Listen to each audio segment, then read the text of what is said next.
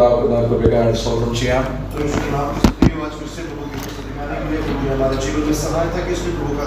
നമുക്ക് ലഭിക്കുന്ന ഓരോരോ സമയവും ഓരോ അവസരങ്ങളൊക്കെയും കർത്താവിലേക്ക് അടുക്കുവാനാണ് കർത്താവ് തരുന്ന അവസരങ്ങൾ.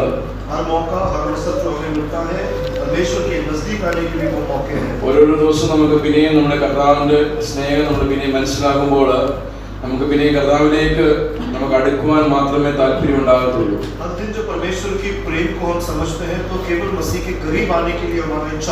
മനുഷ്യർ കർത്താവിലേക്ക് കടന്നു വരാത്തതും അല്ലെങ്കിൽ സ്നേഹിക്കാൻ കഴിയാത്തതിന്റെ കാരണം അവർ ദൈവത്തിന്റെ സ്നേഹത്തെ മനസ്സിലാകുന്നില്ല.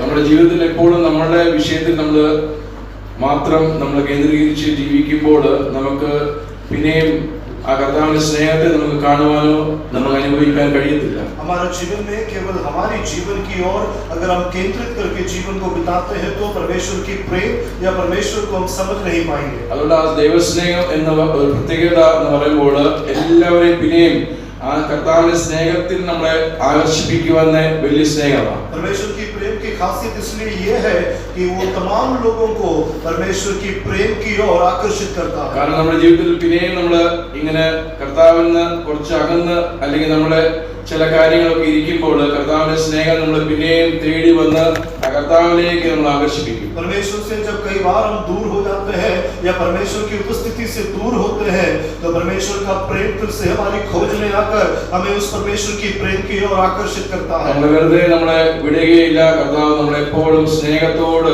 നമ്മളെ പിന്നെയും ആഹ്വാനം ചെയ്തുകൊണ്ടിരിക്കും. वो खाली हमको छोड़ता नहीं, परमेश्वर का प्रेम फिर से हमको बुलाता है. കാരണം കർത്താവിന്റെ ഉദ്ദേശം നമ്മളെല്ലാവരും രക്ഷിക്കാനാണ്. परमेश्वर का उद्देश्य हम सबका उद्धार करना है. കർത്താവ് ക്രൂശിൽ മരിച്ചത് നമ്മൾ നശിച്ചു പോകാനായിട്ടല്ല, നമ്മളെ രക്ഷിക്കാനാണ് കർത്താവ് ആഗ്രഹിക്കുന്നത്. यीशु मसीह सलीब पर जो मृत्यु पाया वो हमारा नाश होने के लिए नहीं, हमारा उद्धार करने के लिए है. അതുകൊണ്ട് നമുക്ക് ലഭിക്കുന്ന അവസരങ്ങളൊക്കെയും പിന്നെയും കർത്താവിലേക്ക് നോക്കാനും ആ സ്നേഹത്തെ മനസ്സിലാക്കാനും. इसलिए जो मौके हमको मिलता है वो और मसीह को देखने के लिए और उस प्रेम को समझने के लिए है. നാം വെറുതെ ഇരിക്കുമ്പോൾ നമ്മുടെ കർത്താവിന്റെ സ്നേഹത്തെ നമ്മൾ മനസ്സിലാക്കുക. हम जब खाली बैठते हैं तब भी परमेश्वर के प्रेम को समझना. നമ്മുടെ ജീവിതത്തിൽ ഓരോരോ സ്റ്റെപ്പ് എടുക്കുമ്പോൾ നമ്മൾ എപ്പോഴും കർത്താവിന്റെ സ്നേഹം എത്രയും വലുതാണെന്ന കാര്യം മനസ്സിലാക്കണം. हमारे जीवन में जब प्रत्येक कदम हम उठाते हैं हर कदम पर समझना हमारा परमेश्वर का प्रेम कितना महान है.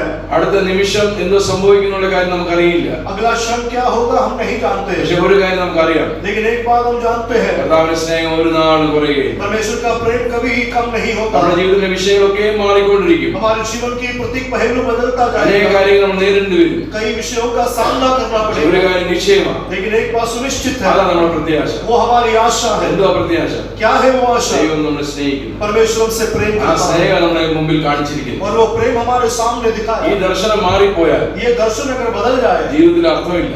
जीवन में कोई मतलब നമ്മുടെ नहीं, ജീവിതത്തിൽ ഒരു വാല്യൂ ഇല്ല. हमारा जीवन का कोई मूल्य नहीं. അതുകൊണ്ട് ഒരു കാരണവശാലും ആ ക്രൂശ്, ആ ദർശനം നമ്മുടെ ഉള്ളിൽ നിന്ന് മാറിപ്പോകല്, നമ്മുടെ മുമ്പിൽ മാറിപ്പോകല്. इसलिए किसी भी कारणवश या कोई भी हालत में हमारे सामने से वो सलीब या वो प्रेम कभी हटना नहीं चाहिए. ക്രൂശിൽ നമ്മൾ മുമ്പിലായിരിക്കുന്നതിന്റെ കാരണം എന്ന് പറയുമ്പോൾ നമ്മൾ ഒരു നാളും നിഗളിച്ചു പോകത്തില്ല. ഒരു നാളും നമ്മൾ സ്വാർത്ഥതയിലോ അല്ലെങ്കിൽ സ്വയത്തിൽ നാം ജീവിക്കുകയില്ല. परमेश्वर का सलीब को सामने रखने का मतलब कभी भी हम घमंडी नहीं बनेंगे या कभी भी खुदगर्ज होकर हमारे जीवन को नहीं जिएंगे. എല്ലാ പെർഫെക്ഷൻ ഉണ്ടാകുന്ന ക്രൂശിൽ തന്നെയാണ്. सब बातों की सिद्धता केवल सलीब में है. ദൈവങ്ങളെ മനസ്സിലാണ് നമ്മുടെ ജീവിതം പെർഫെക്റ്റ് ആകുന്ന എവിടെ? ക്രൂശിലാണ്. मसीह लोगों समझना हमारा जीवन की सिद्धता कहाँ है?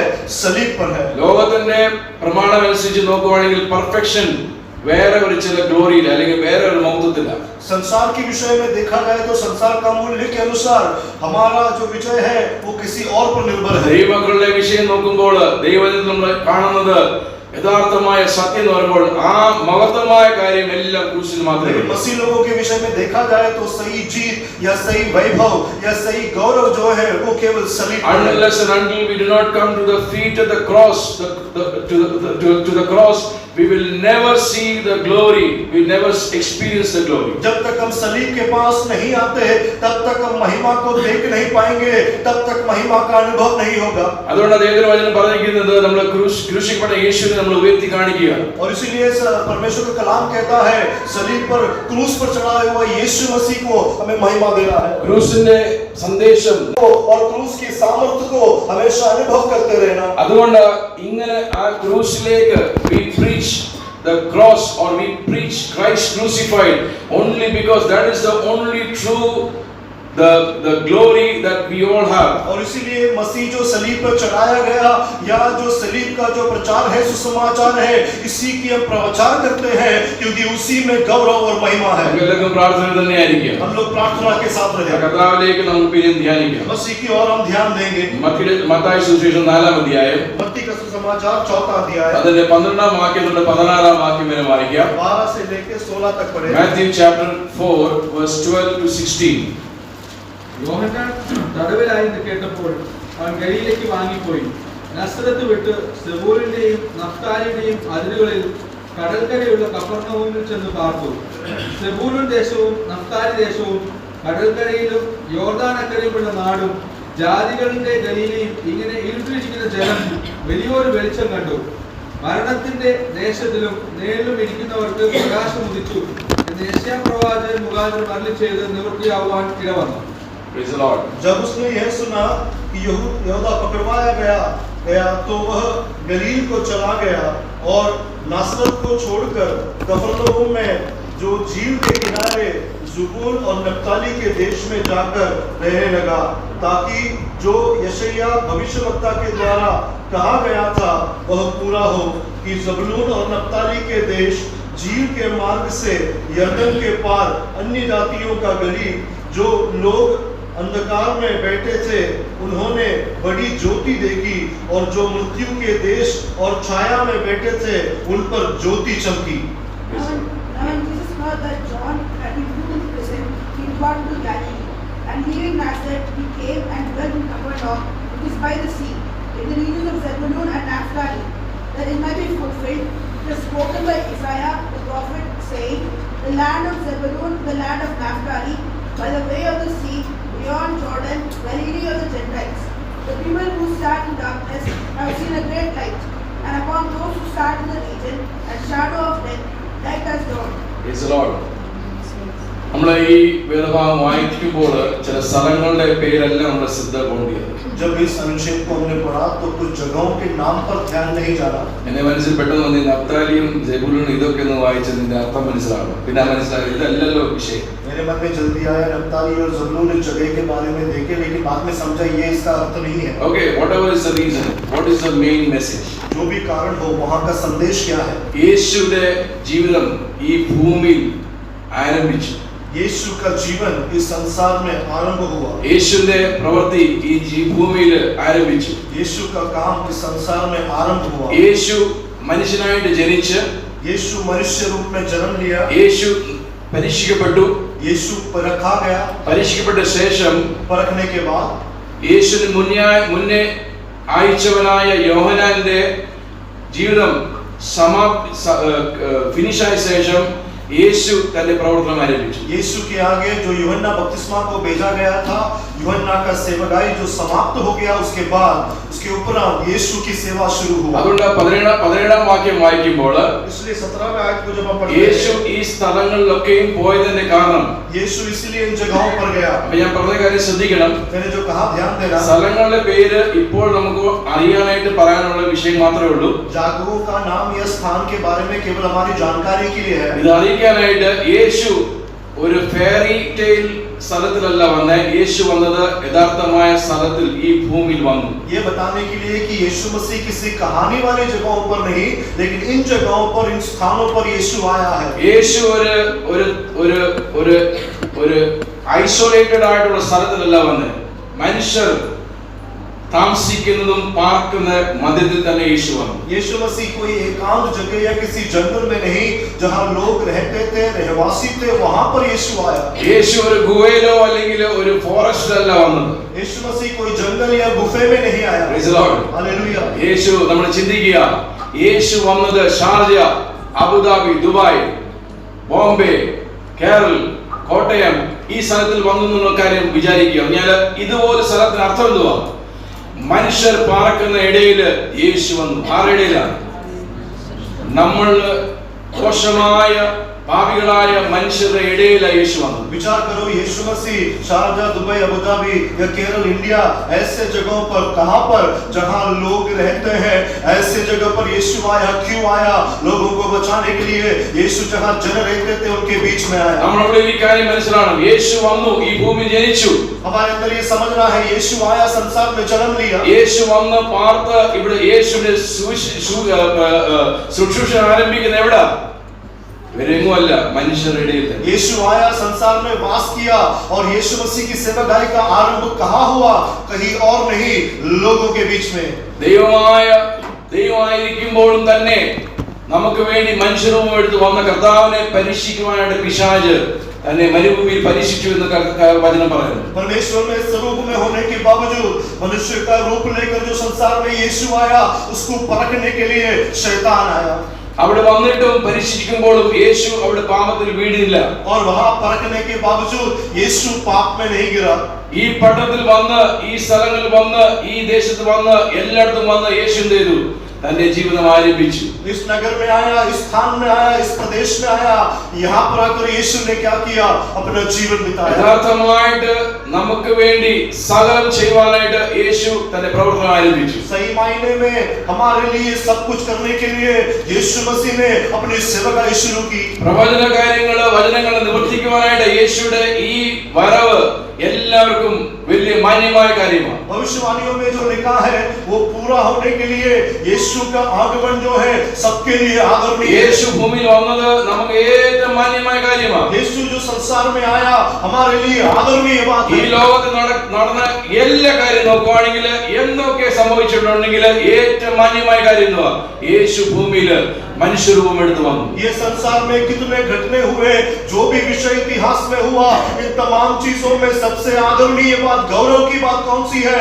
यीशु मसीह मनुष्य के लिए ये संसार में जन्म लिया. ഇതാണ് നമ്മളിൽ ഓരോരുത്തരും മനസ്സിലാക്കേണ്ടത്. और ये हम में से प्रत्येक लोगों को ഈ समझना है. പട്ടണങ്ങളില് അല്ലെങ്കിൽ ഗ്രാമത്തിലോ അല്ലെങ്കിൽ ഈ സ്ഥലങ്ങളില് യേശു സന്ദർശിച്ചപ്പോൾ, इन नगरों में, इन गांवों में जब यीशु मसीह ने यात्रा की, അവിടെ വചനം പറഞ്ഞെന്തുവാ? 16-ാം വാക്യം വായിക്കുമ്പോൾ 14वें आयत में वचन क्या അവിടെ कहता വലിയ है? സംഭവം സംഭവിക്കുന്നു. वहां पर बहुत बड़ी घटना होता എന്താ है. അവിടെ സംഭവിക്കുന്നു? क्या होता है?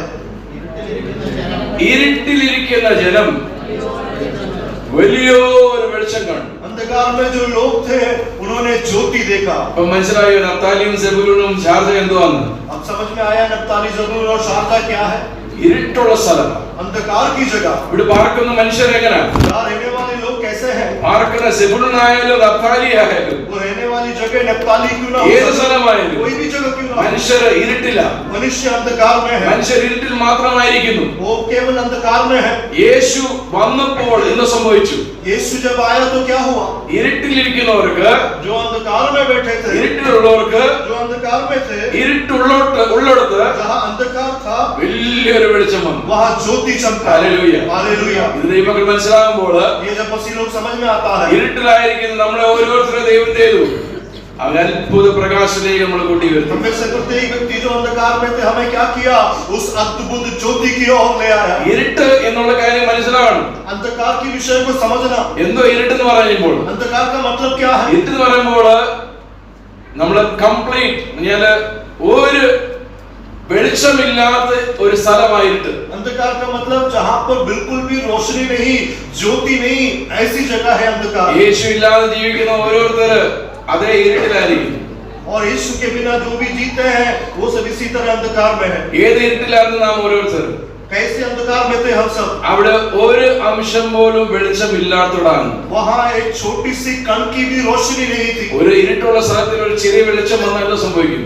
एक अंधकार जगह में छोटी सी हल्का रोशनी आए तो ആ क्या ഇരുട്ട് होगा? മാറിപ്പോകും. वो अंधकार हट जाएगा. അങ്ങനെയാണെങ്കിൽ अगर ऐसा है तो നാം ഓരോരുത്തർ ഇരുട്ടിലായിരുന്നപ്പോൾ എങ്ങനെയാണ് നമ്മൾ ഇരുട്ട്? जब हम अंधकार में, तो वो अंधकार कैसा था? ഒരു വെളിച്ചം പോലും ഇല്ല. बिल्कुल रोशनी नहीं थी. There was not a single ray single ray of light. वहां पर ज्योति या रोशनी का एक भी किरण नहीं था। നമ്മൾ ചിന്തിക്കുന്നു നമ്മുടെ ജീവിതത്തിൽ ചില വെളിച്ചമുണ്ട്, ആ വെളിച്ചം ഇല്ല, വെളിച്ചമുണ്ടായിരുന്ന ഇരുട്ടെന്ന് പറയാൻ പറ്റത്തില്ല. हम विचार करेंगे हमारे जीवन में कोई तो ज्योति थी, ऐसा नहीं है। जगह ज्योति है उसे अंधकार नहीं कहते। നമ്മൾ ചിലപ്പോൾ പറയും നമുക്ക് ചെറിയ ഒരു കാര്യം, നന്മ കാര്യങ്ങളുണ്ട്, അത് ഇരുട്ടില് അത് ഒന്നുമില്ല. हो सकता है हम कहेंगे हमारे अंदर थोड़ी सी भलाई थी, लेकिन अंधकार में वो कुछ नहीं है। നമ്മൾ ചിലപ്പോൾ ചെറിയ പറയുമായിരിക്കും, നാം ദൈവത്തിനോട് എനിക്ക് ഒരു താല്പര്യമുണ്ട്, ഒരു ദൈവഭയമുണ്ട്, അത് ഇരുട്ടില് ഒരു പ്രകാശമില്ല. हो सकता है हम कहे परमेश्वर का डर भय है या थोड़ी सी आदर करते हैं, लेकिन अंधकार में इसका कोई उपयोग नहीं, अर्थ നമ്മൾ नहीं। പറയുന്നതായിരിക്കും നമ്മൾ കുറച്ചൊക്കെ പ്രാർത്ഥിക്കുന്നുണ്ട്, കുറച്ചൊക്കെ കാര്യങ്ങൾ അറിയാം, അത് ഇരുട്ടില് ആ വെളിച്ചത്തിന് ഒരു കാര്യമില്ല. हो सकता है हमें दावा करें हम छोटी प्रार्थना करते थे, परमेश्वर को खोजते थे, लेकिन अंधकार में इसका कोई मायना नहीं। നമ്മൾ എന്തൊക്കെ പറഞ്ഞാലും, हम जो कुछ भी कहे, നമ്മുടെ ഏത് ഗുണം നോക്കിയാലും, हमारी कोई भी सद्गुण क्यों न നമ്മുടെ कहे, ഏത് പശ്ചാത്തലം പറഞ്ഞാലും, हमारी कोई भी पृष्ठभूमि क्यों न നമ്മൾ कहे, ഏത് പണ്ട് ചില കാര്യങ്ങൾ ചെയ്തതിന്റെ അടിസ്ഥാനം പറഞ്ഞാലും, और जो भी बात हमने पहले किया होगा वो बोले, നമ്മുടെ പിതാക്കന്മാർ ചെയ്ത നല്ല പ്രവൃത്തിയാണെങ്കിലും, हमारे पूर्वजों ने शायद अच्छा काम ഒരു किया, വ്യക്തി ഇരുട്ടിലാണെന്ന് പറയുമ്പോൾ, लेकिन जब एक व्यक्ति अंधकार में कहा ഇരുട്ടെന്ന് जाता है, പറയുമ്പോൾ അവിടെ വെളിച്ചത്തിന് ഒരു അംശം പോലും ഇല്ല. अंधकार का मतलब वहां पर ज्योति का कोई किरण नहीं, There is no ray, there is not a single ray. वहां पर एक भी किरण नहीं, कोई ज्योति नहीं। ഇതുപോലാണ് നാം ഓരോരുത്തർ, इसी तरह से हम सब थे, ഇതുപോലാണ് ഈ ഭൂമി. इसी तरह से संसार था। പക്ഷെ ഇപ്പോൾ സംഭവിക്കുന്നത് എന്തുവാ? लेकिन अब क्या हो गया, ഇരുട്ടുള്ളവര് जो अंधकार में थे അവിടെ എന്താ സംഭവിച്ചു? उनके ऊपर क्या हुआ, ആമേൻ. ज्योति चमका। ഇനി ആരും ഇരുട്ടിൽ ഇരിക്കുവാനല്ല ദൈവം ആഗ്രഹിക്കുന്നത്. अब परमेश्वर नहीं चाहते कि कोई अंधकार में बैठे। ഒരു ദൂരസ്ഥലത്ത് നിന്നിട്ട് പ്രകാശം തരുവാനല്ല യേശു വന്നത്.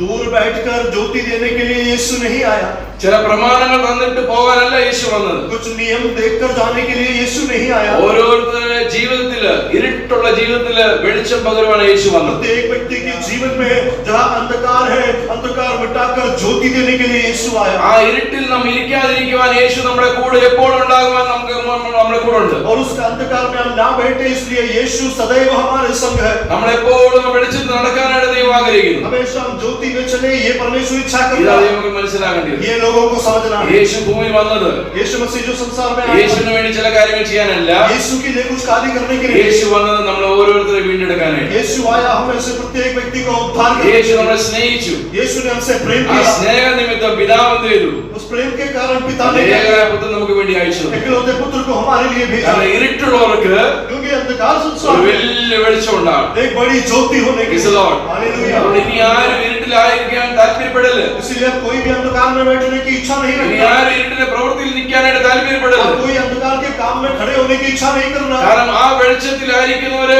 ഒരു കാരണവശാലും ഇരുട്ടുണ്ടാകുകയില്ല. क्योंकि जो वो ज्योति में है उनके जीवन में अंधकार नहीं होगा। കാരണം യേശുവിന്റെ വെളിച്ചം എന്ന് പറയുമ്പോൾ അവിടെ ഇരുട്ട് അവിടെ നിൽക്കാൻ കഴിയില്ല. यीशु की ज्योति का मतलब है वहाँ अंधकार नहीं हो सकता। പക്ഷെ എന്താ ഇവിടെ സംഭവിക്കുന്നത്? लेकिन यहाँ क्या होता है, യേശു ഈ ഭൂമിയിൽ വന്നു, यीशु संसार में आया, പ്രവചനങ്ങളൊക്കെ നിവർത്തിച്ചു, भविष्यवाणियां पूरी हुई, എല്ലാം ഫുൾഫിൽ ആയി. सब कुछ पूरा हुआ। യേശു വന്നു. यीशु आया, എവിടെ വന്നത്? कहाँ आया, മനുഷ്യരുടെ ഇടയിൽ വന്നു, मनुष्यों के बीच आया, മനുഷ്യ സാന്നിധ്യത്തിൽ വന്നു, मनुष्यों के सदृश में आया, മനുഷ്യന്റെ രൂപമായിട്ട് വന്നു, मनुष्य के स्वरूप में आया, മനുഷ്യനായിട്ട് ജീവിച്ചു. मनुष्य बनकर जिया, പക്ഷെ ഒരു പാപം പോലും ചെയ്തില്ല. लेकिन एक भी पाप नहीं किया। കാരണം എന്തുവാ?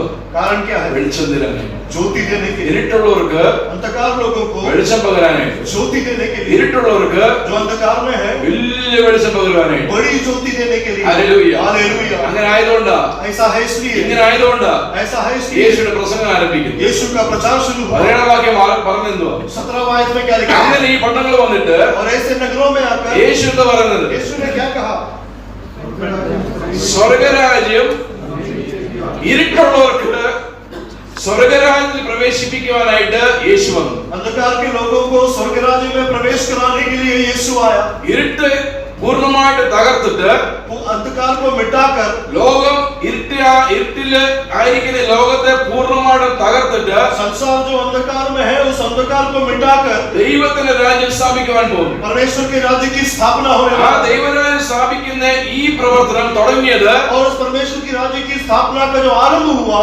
അവിടെ തന്നെ യേശു തുടങ്ങിയ പ്രസംഗം എന്തുവാ? उसी जगह पर यीशु का प्रचार कैसे आरंभ എന്തിനാ हुआ, പ്രസംഗിച്ചത്? क्या प्रचार किया, എന്തിനാ പ്രസംഗിച്ചത്? क्यों प्रचार किया, ജനങ്ങളെ അറിയിക്കാനായിട്ട്. लोगों को बताने के लिए। അവർ ഇരുട്ടിന്റെ അവസ്ഥയിൽ നിന്ന് അവർ വിടുവിക്കാനായി. अंधकार की अवस्था से छुड़ाने के लिए. അപ്പൊ ഇരുട്ടിന്റെ അവസ്ഥ എന്തുവാ? अंधकार की अवस्था क्या है? ഒരു വാക്യം വായിക്കുക. അന്ന് മുതൽ യേശു സ്വർഗരാജ്യം സമീപിച്ചിരിക്കാൻ മാനസാന്തരം പെടുവിൻ എന്ന് പ്രസംഗിച്ചു തുടങ്ങി. उस समय से यीशु प्रचार करना और कहना आरंभ किया कि मन फिराओ क्योंकि स्वर्ग का राज्य निकट आया.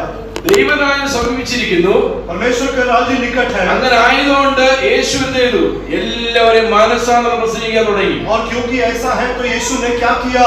मन फिराओ का प्रचार करने के लिए आरंभ किया. ഹല്ലേലൂയ. हालेलुया. എന്തൊക്കെയുള്ള മാനസാന്തരമാണ്? किस बात से मन फिराओ? പാപത്തിന്റെ വഴി അത് അന്ധകാരത്തിന്റെ വഴിയാണ്. पाप का मार्ग वो अंधकार का मार्ग है. ഒരു പാപം ചെയ്താലും 100 പാപം ചെയ്താലും പാപത്തിന്റെ വഴി അന്ധകാര വഴിയാണ്. एक पाप करे 100 पाप करे पाप का मार्ग अंधकार का मार्ग है. അതുകൊണ്ട് യേശുവിന്റെ പ്രസംഗം ഇന്നും തീർന്നിട്ടില്ല. इसीलिए यीशु का प्रचार आज भी खत्म नहीं ഈ हुआ.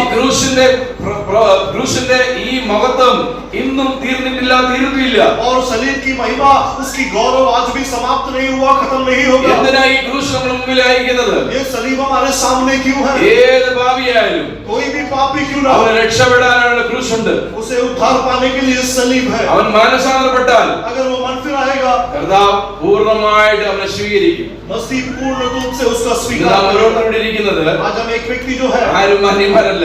कोई भी मान्य नहीं है. കർത്താവിന്റെ സ്നേഹമാണ് നമ്മളെ കൊണ്ടുവന്നത്. यीशु का प्रेम हमको यहाँ लाया. ഇപ്പോഴും ഈ സമയത്ത് നമ്മളോട് പറഞ്ഞ വിഷയം എന്തുവാ? अभी इस समय में भी हमसे क्या कहा है? വലിയ വെളിച്ചം വന്നിരിക്കുന്നു. बहुत बड़ी ज्योति चमका നിങ്ങൾ है. മാനസാന്തരപ്പെടുക. तुम मन फिराओ. എന്തിനാ? क्यों? ദൈവരാജ്യം സമീപിച്ചിരിക്കുന്നു. परमेश्वर का राज्य ആ निकट है. ദൈവരാജ്യം ഏത് രാജ്യമാണ്? वो परमेश्वर का राज्य कौन सा है? പാപികൾക്ക് പ്രവേശനമില്ല. वहाँ पापियों के लिए प्रवेश नहीं है. ദ്രോഹികൾക്ക് പ്രവേശനമില്ല. ദ്രോഹികൾക്ക് അല്ലെങ്കിൽ ദ്രോഹം ചെയ്യുന്നവർക്ക് പ്രവേശനമില്ല. वहाँ बुरा करने वालों के लिए प्रवेश नहीं है. അവിടെ ഭോഷ്ക് പറയുന്നവർക്ക് പ്രവേശനമില്ല. वहाँ झूठ बोलने वाले के लिए प्रवेश नहीं വഴക്കും है. ബഹളം ഉണ്ടാക്കുന്നവർക്ക് പ്രവേശനമില്ല. वहाँ शंका झगड़ा करने वालों के लिए प्रवेश ചീത്ത नहीं है. പറയുന്നവർക്ക് പ്രവേശനമില്ല. वहाँ गाली गलौज देने वाले के लिए प्रवेश വ്യഭിചാരം नहीं है. ചെയ്യുന്നവർക്ക് പ്രവേശനമില്ല. वहाँ व्यभिचार करने वाले के लिए प्रवेश അത്യാഗ്രഹം नहीं है. ചെയ്യുന്നവർക്ക് പ്രവേശനമില്ല. वहाँ स्वार्थी लोगों के लिए प्रवेश नहीं ആ है. ദൈവരാജ്യത്തിന് വേണ്ടിയാണ് നമ്മൾ എല്ലാവരെയും കൊണ്ടുവരുന്നത്. और ऐसे परमेश्वर के राज्य के लिए हम सबको बुलाया അതുകൊണ്ട് है. ഇന്ന് നമ്മളോട് പറഞ്ഞെന്തുവാ? और आज भी हमसे क्या कहते हैं? ഞാനും നിങ്ങളും എന്ത് ചെയ്യണം? मुझे और आपको क्या करना है? മാനസാന്തരപ്പെടണം. मन फिराना है. എന്തൊക്കെ മാനസാന്തരപ്പെടുന്നത്? किससे मन फिराना है? നമ്മൾ മാനസാന്തരപ്പെടുന്നത് നമ്മള് ഈ അന്ധകാരത്തിൽ നിന്ന് പ്രവർത്തിയിൽ നിന്ന് നമ്മൾ പിന്നെ മാനസാന്തര കർത്താവിലേക്ക് തിരിക്കുക. हमारे इस अंधकार के कामों से मन फिराकर यीशु की ओर मुड़ना है. അതുകൊണ്ട് യേശു സെബൂലൂനും നഫ്തലിയും കഫർനവും ഗലീലയിലും യേശു വന്ന എന്തിനാ?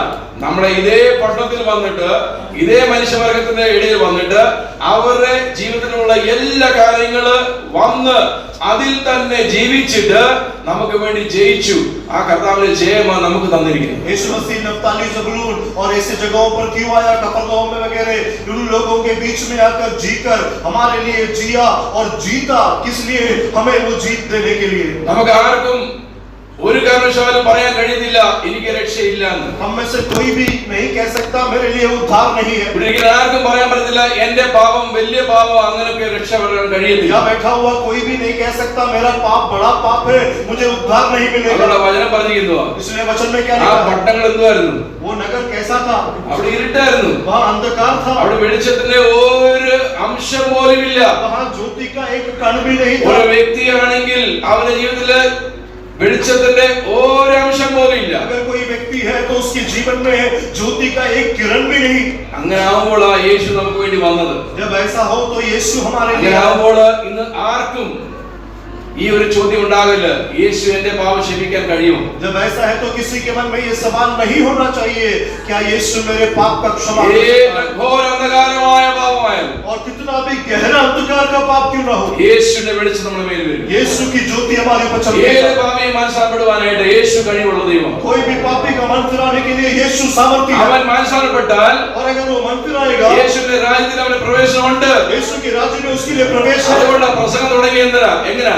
और इसीलिए प्रचार का आरंभ क्यों किया? ദൈവരാജ്യം സമീപിച്ചിരിക്കുന്നു, परमेश्वर के राज्य निकट है. എല്ലാവരും മാനസാന്തരപ്പെടുക. सब मन फिराओ. എന്റെ പ്രിയപ്പെട്ടവരെ, നമ്മളെല്ലാവരും പല വിഷയങ്ങളൊക്കെ നമ്മുടെ വിഷയത്തിലെ ചില കാര്യങ്ങൾ വീഴ്ച ഉണ്ടായിട്ടുണ്ട്. ये लोगों हम सब लोगों का कई कई जगहों में हम सब गिरे हैं. ഇന്ന് ഈ കർത്താവിന്റെ മേശുമ്പാർമണായിരിക്കുമ്പോൾ आज परमेश्वर के मेज के सामने जब हम हैं, നമ്മുടെ ഓരോരുത്തരും പാപം ക്ഷമിച്ചു. हमारे प्रत्येक लोगों का पाप यीशु मसीह ने क्षमा किया। ആർക്കും പറയാൻ കഴിയത്തില്ല कोई भी कह नहीं सकता ഈ നിമിഷത്തിൽ क्षण ഈ സമയത്ത് इस समय പ്രിയപ്പെട്ടവർ ആർക്കും ഒരു ചോദ്യം പോലും ഉണ്ടാകരുത്. प्रिय लोगों, किसी के मन में कोई सवाल नहीं आना चाहिए। എന്റെയും मुझे നിങ്ങളുടെ ആരെയും പാപം ക്ഷമിക്കാതിരിക്കാൻ കഴിയുമോ? आपका किसी का भी पाप वो बिना क्षमा किए क्या रह सकता? क्या रह सकता? Is there any sin that he cannot forgive you? क्या ऐसा कोई पाप है जो वो हमें क्षमा नहीं कर सकता? No, there is not a single sin that he cannot forgive us. नहीं, ऐसा कोई पाप नहीं, एक भी पाप नहीं There is जो क्षमा नहीं कर सकता। there is nothing in our life that which cannot be forgiven. हमारा जीवन में ऐसा कुछ भी नहीं जिसका क्षमा नहीं मिल So सकता। that is why यीशु ने प्रसंग हुआ मानसांतरण. और इसीलिए यीशु का प्रचार और संदेश क्या है? എന്നാ ആരംഭിച്ചത്? कब എന്നാ ആരംഭിച്ചത്? कब शुरू हुआ? അന്ധകാരത്തിരിക്കുന്ന ജനത്തിനിടയിൽ अंधकार അന്ന് में जो लोग ആരംഭിച്ച हैं, പ്രസംഗമാണ്. उनके बीच में उस दिन आरंभ हुआ प्रचार है। ഈ ലോകം എന്തോ?